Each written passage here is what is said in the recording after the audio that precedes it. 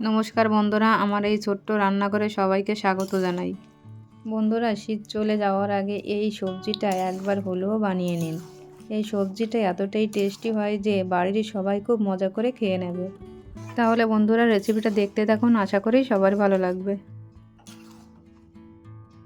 সব সবজিগুলো আমি পরিষ্কার করে ধুয়ে নিয়েছি। এবার এক এক করে সবজিগুলো কেটে নেব। সব সবজিগুলো একটু বড় বড় করে কেটে নেব।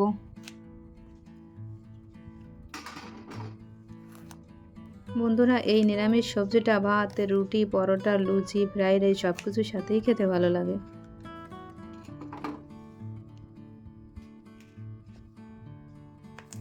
বন্ধুরা, আপনারা চাইলে আরও সবজিও দিতে পারেন। বন্ধুরা, রেসিপিটা যদি ভালো লাগে লাইক করবেন, শেয়ার করবেন আর সাবস্ক্রাইব করে আমার পাশে থাকবেন।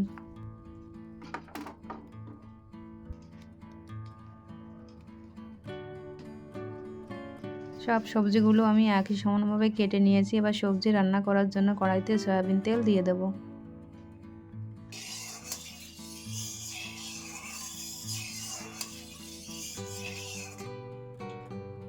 তেল গরম হয়ে উঠেছে। শুকনো লঙ্কা, তেজপাতা, জিরে আর রাঁধুনি দিয়ে ফোড়ন দেবো।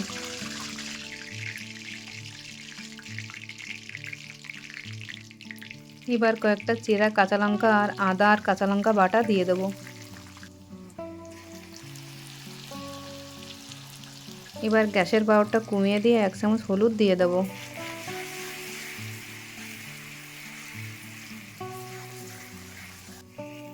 এবার কেটে রাখা সব সবজিগুলো দিয়ে দেবো।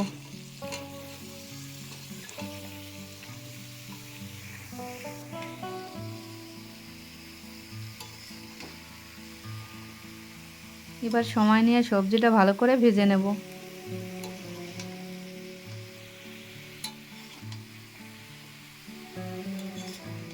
বন্ধুরা, বাড়িতে একবার এইভাবে সবজি রান্না করে খেয়ে দেখুন, তারপরে কমেন্ট করে জানাবেন। এবার স্বাদ মতো লবণ আর চিনি দিয়ে দেবো।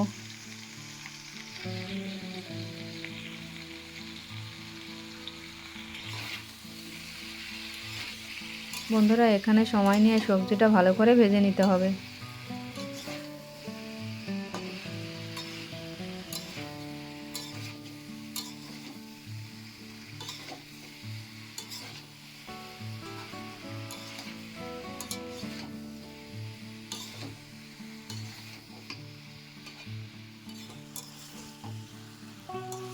সবজিগুলো প্রায় ভাজা হয়ে এসছে। এবার কয়েকটা মটরশুঁটি দিয়ে দেবো।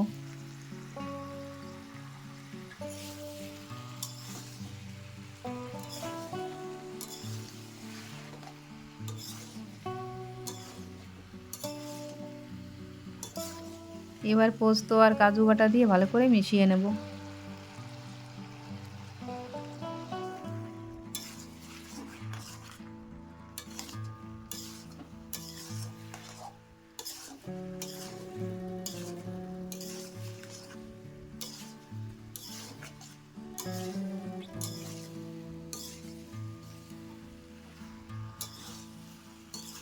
সব কিছু আমি ভালো করে মিশিয়ে নিয়েছি। সবজিগুলো প্রায় সেদ্ধ হয়ে এসছে। এবার সামান্য একটু গরম জল দিয়ে দেবো।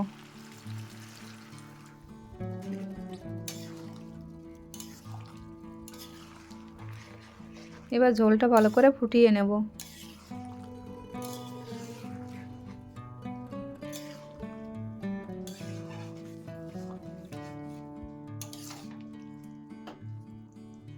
নিরামিষ সবজি রান্না হয়ে গেছে। এবার ভাজা জিরে ধনের গুঁড়ো দিয়ে ভালো করে মিশিয়ে নামিয়ে নেব।